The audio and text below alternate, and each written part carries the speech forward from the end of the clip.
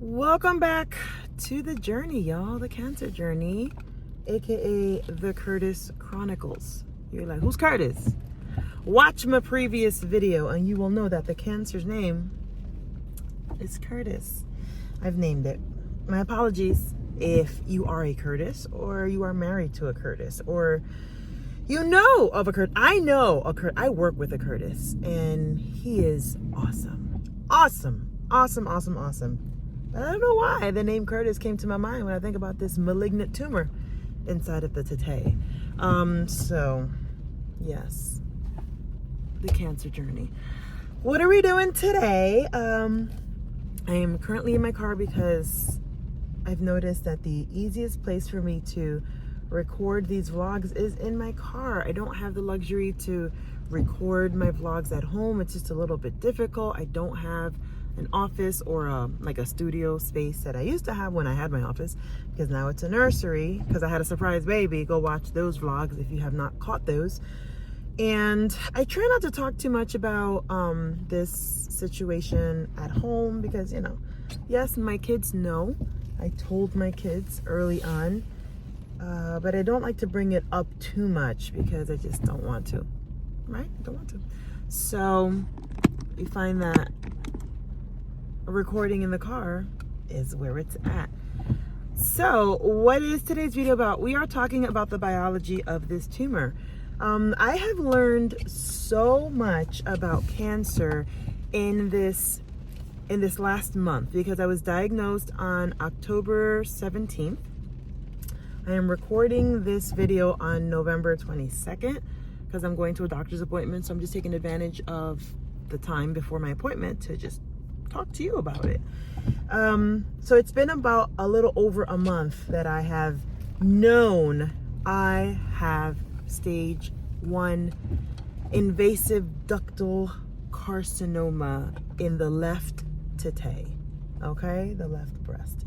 So I've learned a lot about the biology. You know, you think cancer is cancer, right? But every tumor is different. And it is so interesting. And one thing that I learned is how cancer works with regard to how is it created, how does it grow, how does it thrive in the body. I can't give you a whole scientific lesson, but I will say this is that cancer cells are like these rogue cells that start to do their own thing, and they start like, they look weird, they look different. My doctor explained it like a typo, kind of like you're writing a word and you misspelled the word girl. Instead of G-I-R-L, you spelled G-R-I-L, girl, you know, because you hear the R first. A lot of little kids do that. So it's just one little typo, one little mistake, we fix it. But she goes, the more your cells have those little spelling mistakes, those typos, they start to multiply, and the more typos you have, then, you know, it starts becoming cancerous. And then once you have these cancer cells, they're kind of like their own ecosystem. Like, they feed on certain things in the body that make them grow, and they kind of thrive in their own ecosystem, and then they start to become invasive and they break out, and then they start to spread and metastasize and whatnot. So with me, the cancer that is in my body right now is HR positive, HER2 negative. What does that mean? So HR positive means hormone receptor positive. So there are 2 hormones that they test for: estrogen, progesterone. The cancer that I have is both estrogen and progesterone positive, meaning that my estrogen, my progesterone, my hormones are what's feeding the tumor. It's eating it up. It's like, oh girl, your estrogen tastes yummy, I want some more. And the progesterone, even better, I want to eat more. And so that is how the tumor is growing, and it is staying alive in my body. Then there's this protein called HER2. I can't sit here and give you a whole lesson on what HER2 is, and I just know it's a protein, and that's all I'm gonna say. So what I will say is that I don't like to say my cancer. I like to say the cancer that is in my body. Curtis, okay? Curtis is HER2 negative. So that protein, I guess created in cells or in cells, that protein is not feeding the cancer. Okay, so apparently HR positive, HER2 negative cancers are very common and are very treatable. Okay, when you have it all be negative, triple negative cancer, meaning estrogen negative, progesterone negative, HER2 negative, those are tough. Those are tough cancers to fight against, because you don't know what the heck the cancer is feeding off of. It's like, it's not your hormones that's making it grow. It's not this protein. They're just like legit rogue cells. They're like, we have our own ecosystem. We don't need nothing from your body. We're just going to invade you, and we're going to try and get you. Okay? And so triple negative sisters and brothers that are out there, my prayers go out to you, because those are not easy cancers to deal with. They are not. And there is a woman, I think she's out in the UK, that I follow. I've been way before my cancer situation. I've been following her, and she is a triple negative breast cancer patient. And at this stage, you know, she's living with terminal cancer. So my prayers go out to her and to everyone who's dealing with that. All right, so let's continue. So because this cancer is HR positive, HER2 negative, like I said before, it is treatable, it's common, and because I caught it early, good prognosis. Now, there was something else in the biology of my tumor that was concerning, and that was the grade. So one thing I learned is that grading and staging are two different things. There are 3 grade levels: grade 1, grade 2, grade 3. Grade 1 is that the cells are not, I guess, multiplying as fast. They're not growing as fast. They're there, but they're slow growing. A grade 3 is a very fast moving cancer. The cells are rogue. They're doing their own thing. They're like, we growing, you're not stopping us. It's aggressive. A grade 2 is a cancer that is not moving too slow, not moving too fast, but it's moving. So you got to get on it. And so Curtis is a grade 2. And that was the part that had me like, okay, we got to get this process moving a little bit faster, because I don't know how fast this cancer is growing. Like, I don't want to wait too long. And by the time I wait and do surgery, now it's like a grade 3 or a stage whatever. So that made me a little bit nervous. Hold on, I got to pay for my coffee. All right, let me pull over so I can keep talking to you guys and sip on my coffee before I go to my appointment. It is a rainy day today. I am grateful for the rain, because we have had a drought where I live. So the rain is welcome. It is welcome. You are welcome, rain. You are welcome. Hallelujah. Thank you for the rain. Thank you for the rain. Ooh.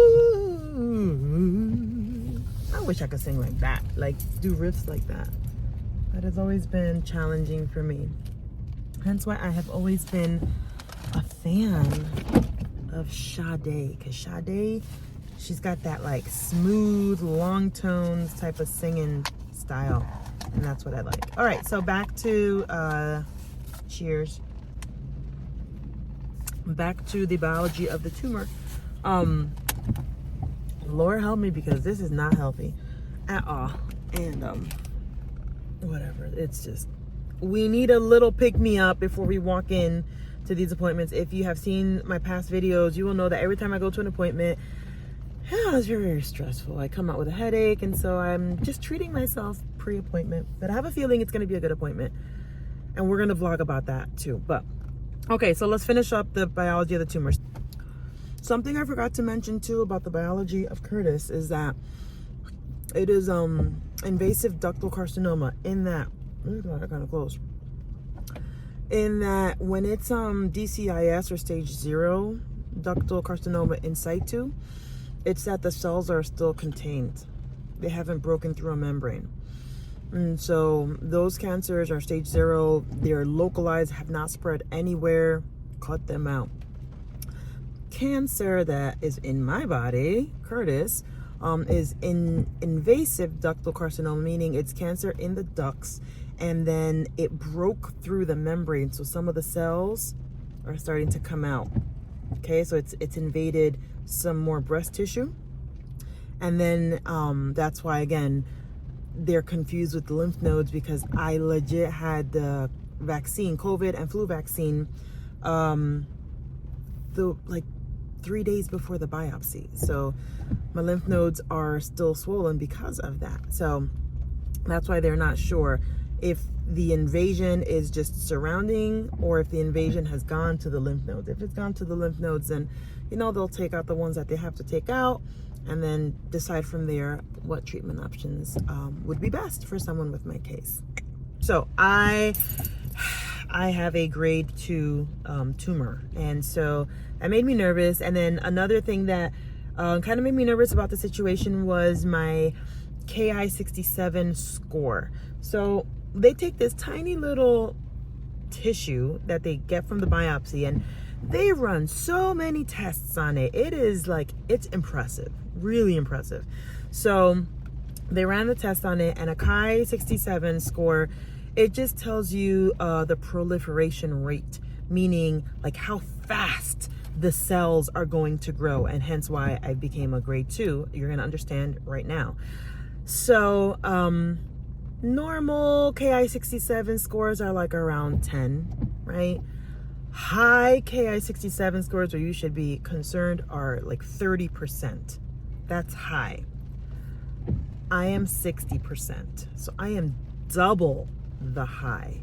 And that just means that these cells, like, had I not caught them on my regular yearly imaging, I don't feel anything. I don't have a lump that I can feel. It's not palpable.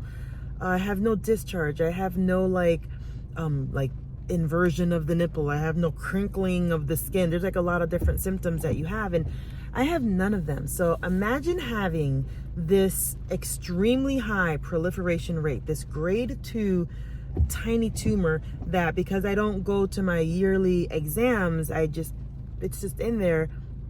These are the type of tumors that then become something if you don't go get yourself checked. So please, please, please, if you are scared to go get a mammo, just go. Just go. It is better to go and find out early than to go and find out it is stage 3, it is stage 4, it is inoperable, it is untreatable, or it is treatable, but it's gonna be like a crazy treatment plan. Like, just go now. After you watch this video though. Okay, so continuing. So yeah, Ki-67 score is 60%. So that was very, very high.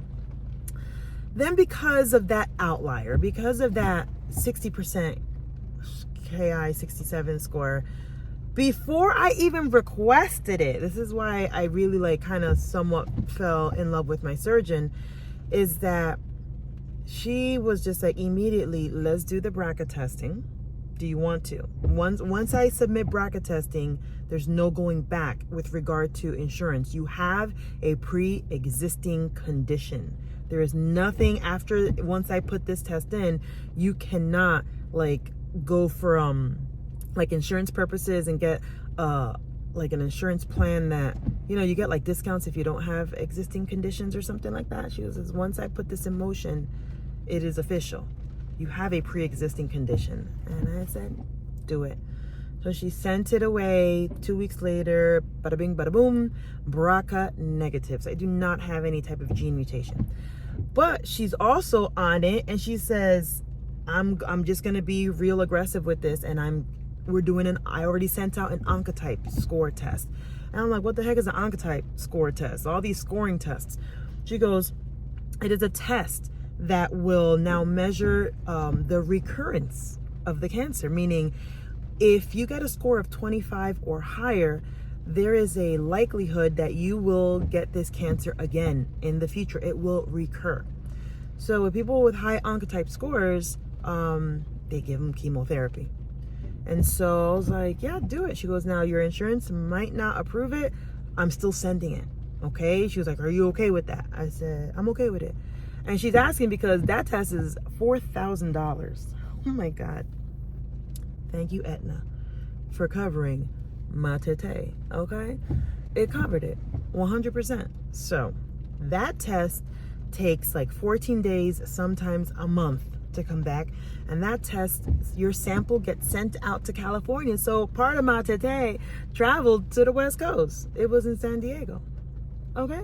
So we waited and waited and waited. So, you know, I'm just like, okay, this waiting period sucks because this high proliferation rate. Oh my God, what if as I'm speaking right now, the cancer cells are growing and spreading and oh my God, oh my God, oh my God, now I'm a stage 4. I'm just like, you know, going crazy.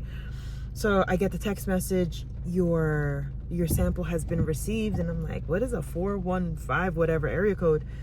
And when I looked it up, it was California. I said, oh, they got my tete sample. So I was like, yay. So now we're just waiting. And so, what was it, last week? 2 weeks ago, 2 Fridays ago, my doctor called me and gave me such wonderful news. And the news was your MRI came out very good. Yes, the lymph nodes are lighting up, but we cannot tell if it's because of the vaccines you had right before the biopsy. But she goes, the MRI has shown that whatever we found in the biopsy is what we found and there's nothing extra. I said, praise the Lord, okay? Then she calls back, okay? Sis calls back and leaves a message. And sis is like, I got more good news for you. I just got your oncotype score. It is a 17. I said, oh, no chemo for me. At least right now, okay? So I was so excited. No chemo before surgery. And if things go well during surgery with the lymph nodes and whatnot, no chemo after. So we just gotta wait for the surgery to find out with the lymph nodes. But that is pretty much the biology of Curtis. That is how Curtis is made up. He is HR positive, estrogen, progesterone positive, HER2 negative, that protein is negative. Very high proliferation score is Ki-67 score of 60%, which is very, very high. But the oncotype score is 17. So the likelihood of this cancer coming back in the future is very, very slim. It's slim to nothing. But you know that in medicine, they can never give you a 100%. Like it will never come. They can never say stuff like that. They always give you like a real slim margin. But I was very, very happy with that news, and I just felt like sharing the biology of the tumor. So there you have it. Keep watching these videos. Even if you don't watch them, it's therapeutic for me. So I'll keep making them, and it is what it is. See you on the next one. Cheers.